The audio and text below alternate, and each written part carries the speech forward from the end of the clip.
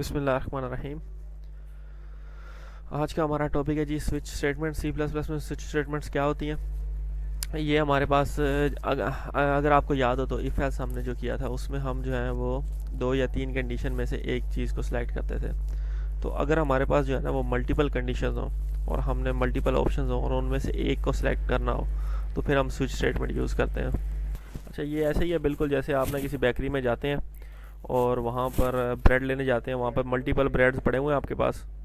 तो multiple company की bread में से आपने जो है ना एक पार्टिकुलर ब्रेड जो है वो सिलेक्ट करनी हो तो फिर उस केस में जो है ना हम स्विच यूज़ करते हैं। फॉर एग्जांपल आपने हम स्विच में कंडीशन लगा देते हैं जी, स्विच में एक्सप्रेशन आ जाएगी हमने जी ब्रेड लेनी है सनी ब्रेड की लेनी है, ठीक है जी। तो नंबर 1 पे जो है वो शुगर फ्री ब्रेड आ जाएगी, नंबर 2 पे आपके पास पीनट ब्रेड आ गई है और इस तरह जो है ना वो मुख्तलिफ आ गई हैं, ठीक है जी। तो उनमें से आपने एक पार्टिकुलर सेलेक्ट करनी है और अगर वो आपको नहीं मिलती तो फिर जो है ना ये जो डिफ़ॉल्ट वाली है वो आप उठा लेंगे, मतलब जो है ना कोई भी जो उनकी स्पेशलिटी होगी बेकरी की वो आप उठा लेंगे, ठीक है जी।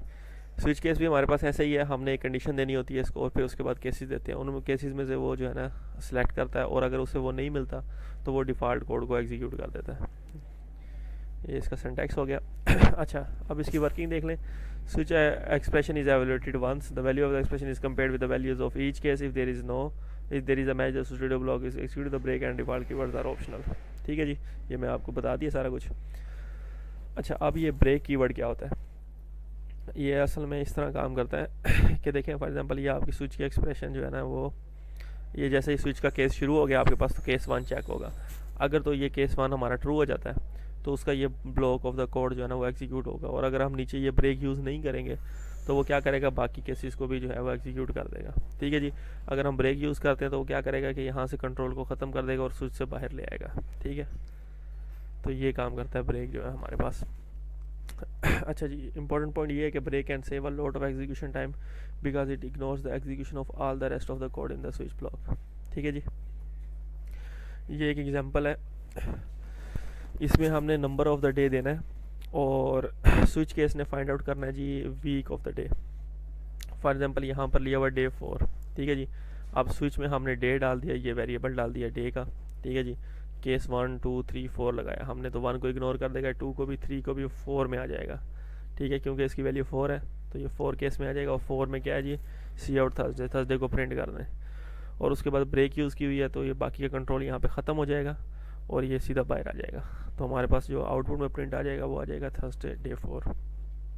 चलो जी, हम इसको अब परफॉर्म करके देख लेते हैं, इसी कोड को, इसी एग्जांपल को जो है वो हम एग्जीक्यूट प्रैक्टिकली परफॉर्म करते हैं, ठीक है जी। डेव हमने ओपन कर लिया, इसको थोड़ा मैं जूम कर देता हूँ, ठीक है जी। स्टार्ट करते हैं। सबसे पहले हमारे पास हेडर आ जाएगा हैश इंक्लूड,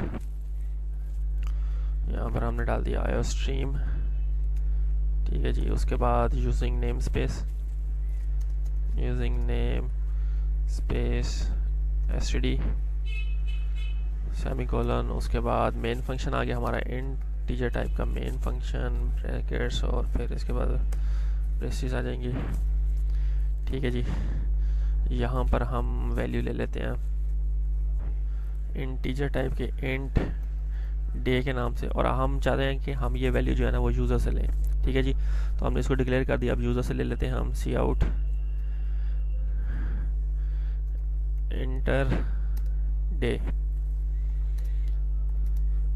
ठीक है। यहाँ पर यूज़र जो है ना वो डे एंटर कर देगा, उसके बाद हम इसको एंड लाइन कर देते हैं।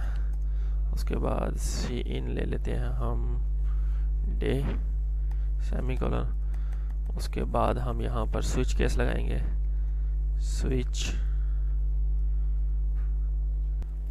और इसको हम दे देते हैं डे, एक मिनट क्यों नहीं चल रहा, स्विच और ये हमने इसको दे दिया डे, ठीक है जी। और उसके बाद ब्रैकेट्स आ जाएंगी, ठीक है। इसके अंदर हम डालेंगे केस। सबसे पहले हमारे पास केस 1 आ गया, क्लोन का साइन, और इसकी वैल्यू हम यहाँ पर लिख देते हैं जी, इसका कोड लिख देते हैं सी आउट मंडे, ठीक है। उसके बाद आ जाएगा हमारे पास ब्रेक और फिर हम लिख देंगे जी केस 2 आ जाएगा इसी तरह। और एक मिनट, हाँ जी, तो कोड मैंने लिख लिया है, ये आप देख सकते हैं। केस 1 में मैंने मंडे लिख दिया है, ठीक है जी। केस 2, केस 3, केस 4 और ये केस 7 तक, ठीक है जी। और डिफ़ॉल्ट में मैंने एरर डाल दिया है, ठीक है जी। तो अब इसको रन करके देख लेते हैं क्या आउटपुट आता है हमारे पास। तो ये आ गया जी इंटर डे। अब हम डे इंटर करते हैं 3 और इंटर दबाते हैं। ये मंडे आ रहा है, मंडे क्यों आ रहा है भाई? मंडे इसको ख़त्म करते हैं, चेक करते हैं जी।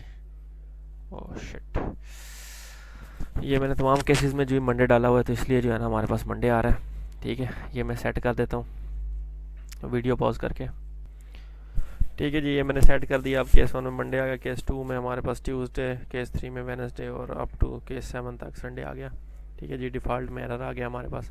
अब इसको एग्जीक्यूट करके देखते हैं। तो जी इंटर डे, तो डे मैं इंटर करता हूँ इसमें 5 6 इंटर करता हूँ। इंटर दबाता हूँ तो 6 के ऊपर हमारे पास सैटरडे है, तो सैटरडे आ गया, ठीक है जी। अच्छा, दोबारा इसको एग्जीक्यूट करता हूँ और यहाँ पर डे में इंटर कर देता हूँ 9, ठीक है जी। अब 9 तो हमारे पास केस नहीं है ना, हमारे पास केस तो 7 तक है 1 से, तो 9 इंटर करके देखते हैं क्या आता है। तो ये हमारे पास आ गया एरर, ठीक है जी। ये हमारे पास ये जो डिफ़ॉल्ट वाला है ना, ये कोड एग्जीक्यूट होगा हमारे पास और ये एरर प्रिंट होके आ गया। मतलब ये है कि इन केस के अलावा अगर कोई वैल्यू यूज़र इंटर करता है तो वो चीज़ जो है हमारे पास डिफ़ॉल्ट में आती है, ठीक है जी। अच्छा जी, तो ये मैं फिर आपको एक दफ़ा शुरू से बता देता हूँ। सबसे पहले हमने इंटीजर लिया डे के नाम से, उसके बाद हमने यूज़र को मैसेज प्रिंट किया कि इंटर करें डे। फिर हमने यूज़र से डे ले लिया, उसके बाद हमने डे के ऊपर स्विच केस लगा दिया एक्सप्रेशन के ऊपर, और फिर हमने केसेस डाल दिए 1 से 7 तक, और डिफ़ॉल्ट में हमने एरर रख दिया, ठीक है जी। तो आज के लिए इतना ही। Thank you very much.